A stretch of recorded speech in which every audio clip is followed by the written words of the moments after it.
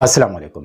فلسطینی group Hamas کی طرف سے 7 اکتوبر کو کیے جانے والے ڈیڈلی اٹیک کے تناظر میں اسرائیل نے محصور غزہ کی پٹی پر بمباری کا سلسلہ جاری رکھا ہوا ہے، جس سے یہ پٹی مکمل چکنا چور ہو گئی ہے۔ ابھی بھی اسرائیل فلسطینیوں پر آتش و آہن کی برسات کر رہا ہے۔ حماس کے خلاف جنگ، جو دراصل حماس نہیں بلکہ ہر ایک فلسطینی کے خلاف جنگ ہے، اس میں امریکہ اسرائیل کی مضبوط حمایت کر رہا ہے۔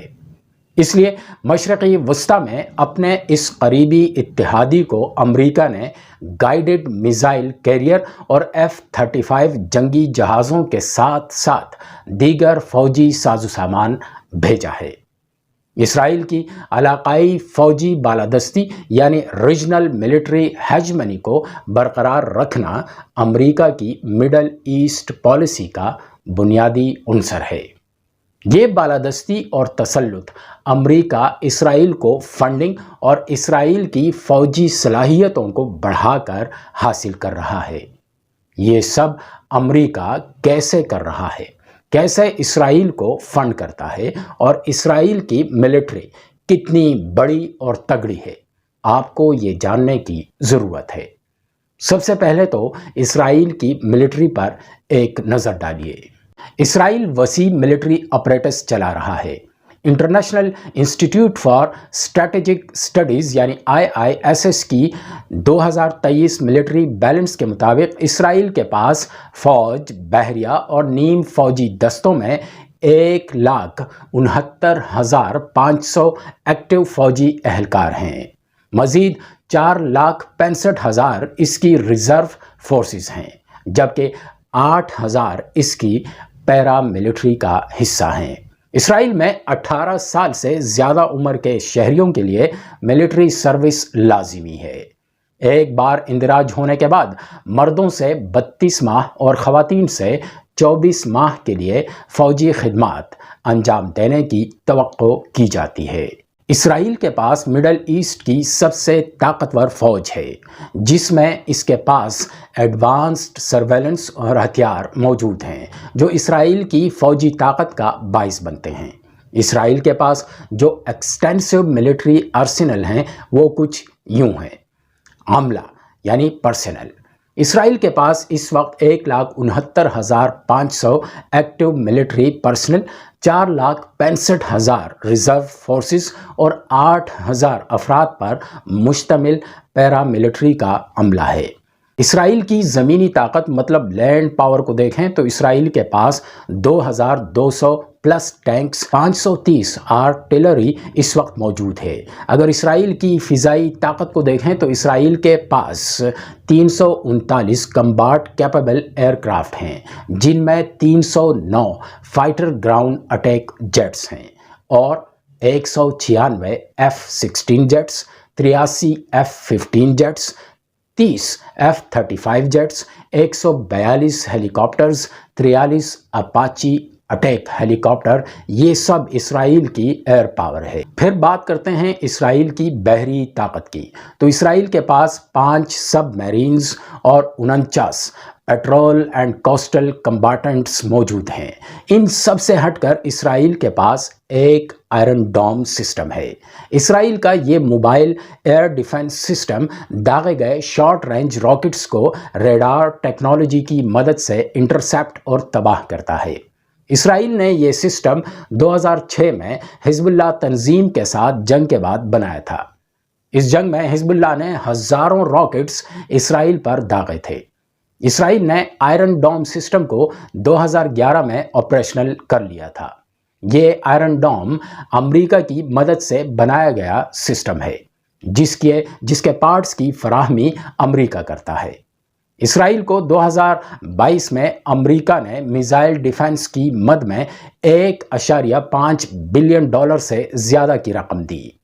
IISS کے مطابق اسرائیل کے آئرن ڈوم سسٹم نے 2021 میں حماس اور دیگر فلسطینی گروپوں کی جانب سے داغے گئے 90% سے زیادہ راکٹس روکے۔ IISS کے مطابق خیال کیا جاتا ہے کہ اسرائیل کے پاس جوہری صلاحیت بھی ہے۔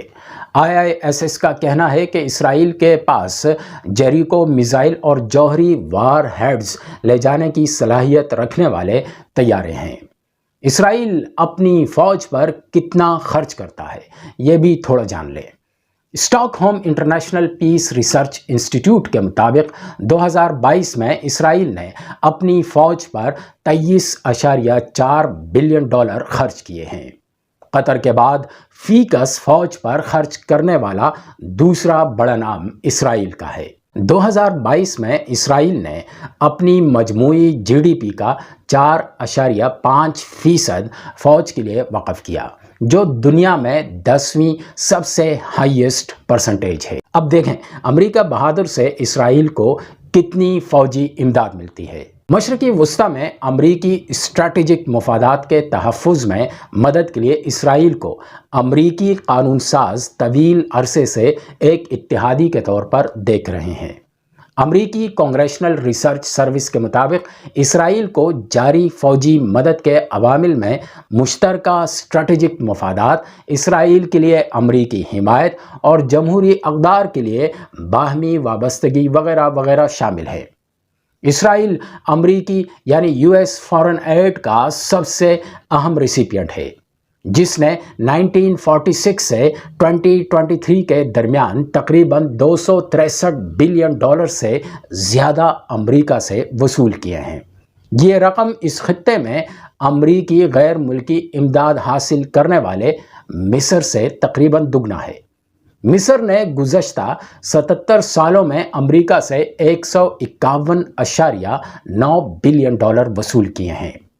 تبھی تو مصر چپ چاپ اپنے مسلمانوں کا خون بہتا دیکھ رہا ہے۔ اتنی امداد کا مصر آخر کرتا کیا ہے؟ آج تک نظر تو کچھ بھی نہیں آیا۔ آگے بڑھیں۔ سابق امریکی صدر باراک اوباما کے دور میں 2016 میں دستخط کیے گئے ڈیل کے تحت اسرائیل کی امریکی فوجی امداد 10 سالوں کے دوران ریکارڈ 38 بلین ڈالر تک پہنچ گئی ہے۔ صرف اس سال اسرائیل کو فراہم کی جانے والی 3.8 بلین ڈالر کی فوجی امداد میں سے ½ بلین اسرائیل کے میزائل ڈیفنس کے لیے دی گئی ہے۔ واشنگٹن کا موجودہ صورتحال کے بارے میں کہنا ہے کہ وہ اس جنگ میں حماس کے خلاف استعمال کرنے کے لیے اسرائیل کو جنگی ہتھیار بغیر کسی رکاوٹ کے فراہم کرتا رہے گا۔ بائیڈن انتظامیہ کانگریس کو تل ابیب کے لیے مزید رقم مختص کرنے پر زور بھی دے رہا ہے۔ امریکہ کا ایک قانون ہے جسے لیہی لاء کہا جاتا ہے۔ یہ قانون ایسے امریکی دفاعی ساز و سامان کی ایکسپورٹ پر پابندی لگاتا ہے جو انسانی حقوق کی خلاف ورزیوں کے لیے استعمال ہوتے ہوں، مگر امریکہ اس وقت اپنے ہی اس قانون کی دھجیاں اڑا رہا ہے۔ اس وقت امریکی فوجی امداد ہی تو فلسطین میں مرد، خواتین، بچوں، بوڑھوں سب پر بلا تفریق استعمال ہو رہی ہے، جو انسانی حقوق کی کھلم کھلا خلاف ورزی ہے، بلکہ انسانیت کی تذلیل ہے۔ اس قانون کے تحت اس وقت تک کسی بھی اسرائیلی یونٹ کو سزا نہیں دی جا سکی ہے، جو مسلسل نہ صرف اس قانون کی بلکہ دیگر دوسرے بین الاقوامی قوانین کی خلاف ورزیاں سرعام کر رہا ہے۔ یاد رہے کہ 1967 کی عرب ملکوں کے ساتھ جنگ کے بعد، جس میں اسرائیل نے پڑوسی عرب فوجوں کو شکست دی اور مغربی کنارے، مشرقی یروشلم اور غزہ پر قبضہ کرنا شروع کر دیا، تو اس کے بعد سے اسرائیل کی فوجی امداد میں بہت اضافہ ہوا ہے۔ اب یہ ساری صورتحال مسلمانوں کے سامنے ہے۔ ان کے سامنے ان کے بھائی بہن مارے جا رہے ہیں۔ اپنے ہی ملک، اپنی ہی زمین سے انہیں بے دخل اور نکالنے کی بھرپور مغربی کوشش جاری ہے۔ اگر اب بھی مسلمان نہیں جاگتے تو پھر دنیا میں مسلمان ہر جگہ رسوا ہوں گے، کوئی اہمیت ان کی نہیں رہے گی۔ ملتے ہیں اگلی بار، جب تک اللہ کے حوالے۔